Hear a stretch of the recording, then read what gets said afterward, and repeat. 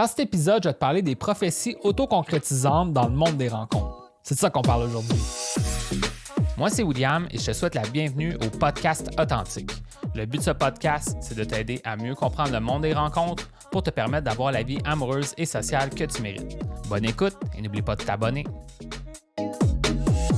Donc, comme tu peux voir dans le titre de l'épisode d'aujourd'hui, j'ai sorti les grandes expressions, les grands mots pour te parler du monde des rencontres.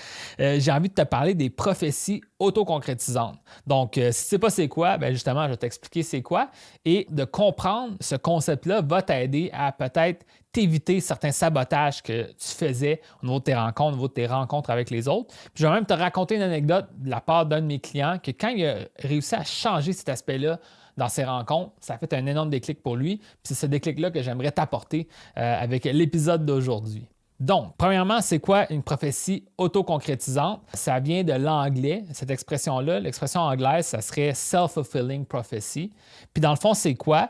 Bien, c'est de dire qu'une prophétie, c'est comme quelque chose qu'on prévoit pour le futur, puis qu'elle est autoconcrétisante parce que le simple fait de croire que c'est ça qui va arriver, bien, ça influence cette réalité-là à arriver dans ta vie. Donc, c'est de croire, par exemple, que ça ne va pas fonctionner. Ça fait que souvent, ça influence le résultat à faire que ça ne fonctionne pas. Puis au final, bien, je me doute que tu veux avoir du succès dans tes rencontres et que tu ne veux pas des échecs, mais le problème que je vois chez plusieurs hommes, c'est justement avoir des pensées ou des croyances négatives face au monde des rencontres, puis d'influencer l'autre personne finalement à agir négativement. Fait que ça, il faut vraiment faire attention à ça. Puis ça m'amène à te raconter vraiment l'anecdote que je vais te raconter aujourd'hui de la part d'un de mes clients. Quand il a changé ça, ça fait vraiment une différence. C'est que lui, l'erreur qu'il faisait beaucoup dans le monde des rencontres, puis il fait vraiment de moins en moins, puis ça s'en vient vraiment bien au niveau de ses rencontres en passant. Une des erreurs qu'il faisait vraiment beaucoup, c'est ce qu'on appellerait la lecture des pensées. La lecture des pensées, c'est de te dire « je crois qu'elle croit ça, alors je vais réagir de cette façon-là ». Donc là, pour vouloir plaire à l'autre, il essayait de deviner ce que l'autre pensait. Puis des fois, qu'est-ce qui arrivait? C'était que, par exemple, il envoie un texto, ça fait plus que quelques heures qu'elle n'a pas répondu. « Ah, c'est sûrement ça que j'ai dit. Là, elle doit sûrement être fâchée de ça. Alors, je vais rajouter ça, je vais lui dire ça. » Mais au final, ça faisait qu'il sabotait ses chances avec les femmes qu'il rencontrait. Parce qu'à chaque fois qu'il y avait quelque chose qui se passait, il tombait dans un mode super analytique où est-ce qu'il s'imaginait toujours le pire. Puis en t'imaginant le pire, bien finalement, ça se peut que ça turn off la personne ou ça se peut que tu l'influences à avoir ça. Un exemple de certains hommes que j'ai déjà vu, c'est envoyer un texto pour dire « Es-tu fâché? » Ben, c'est comme en disant ça, ça t'aide pas, là, comme ça règle pas le problème. Ou « Je sais que tu me réponds moins, mais blablabla. » OK, mais de la façon que tu le fais, ça influence la personne à encore plus pas vouloir te répondre. T'sais. Donc, il faut vraiment faire attention à ça que si toi, tu vois, tu observes les choses, puis tu vois que ça augure mal. Tu as le droit d'avoir cette pensée-là. Ouais, ça pourrait aller mieux, mais on dirait que ça va moins bien. Correct.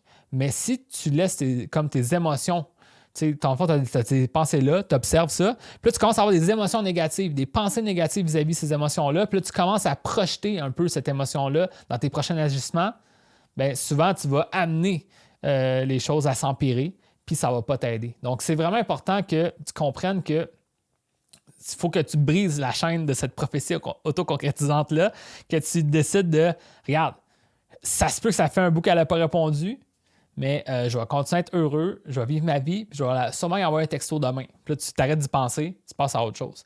Le problème de ruminer, de toujours penser, puis de surtout avoir des pensées négatives que tu rumines, ça affecte grandement l'énergie qui dégage à travers n'importe quelle communication, même des textos. T'sais. Donc, c'est vraiment important de faire attention à ça puis de ne pas, justement, auto-saboter tes chances parce que tu croyais ci, tu croyais ça, puis tu prévoyais le pire.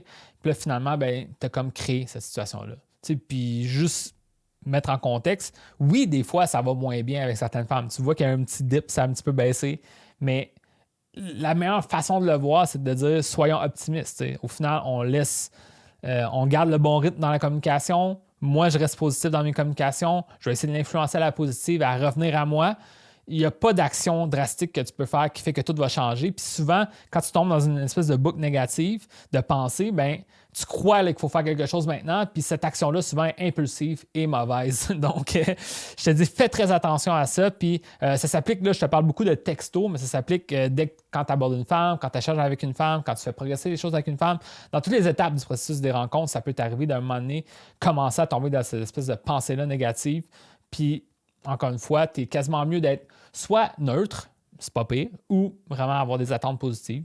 Des attentes positives sans qu'elles soient irréalistes. C'est juste te dire, ben, ça pourrait être cool qu'il arrive ça. Bon, cool. Au moins, tu essaies de créer la réalité que tu veux avoir au lieu de toujours penser à ce que tu veux pas qu'il arrive, puis finalement, c'est ça qui arrive. Donc voilà, c'est l'épisode pour aujourd'hui. C'est très croissance personnelle, là, mais je sens que c'est quand même très intéressant. Là. Moi, j'ai vraiment vu la différence dans mon client quand il a commencé à réaliser qu'il y avait tout le temps ça, cette espèce de pensée où est-ce qu'il faisait la lecture des pensées des autres. Il y avait des pensées catastrophiques aussi vis-à-vis que c'est toujours comme le pire qui va arriver. Puis en ayant ces pensées-là, ben, il ne s'aidait pas. Fait que quand il a enlevé ça, ça l'a réellement aidé au niveau de ses rencontres. Puis moi, c'est ça que je te souhaite aussi, là, d'arrêter de te saboter dans tes pensées au niveau de tes rencontres. Donc voilà, maintenant j'espère que tu as apprécié l'épisode d'aujourd'hui. Si tu as aimé ça, n'hésite pas à me laisser un commentaire, me mettre un like, me donner une bonne critique positive sur les plateformes de podcast. Ça va vraiment m'aider à propager la bonne nouvelle aux autres personnes qui voudraient suivre ce podcast-là. Et sinon, ben that's it. On se voit dans un prochain épisode.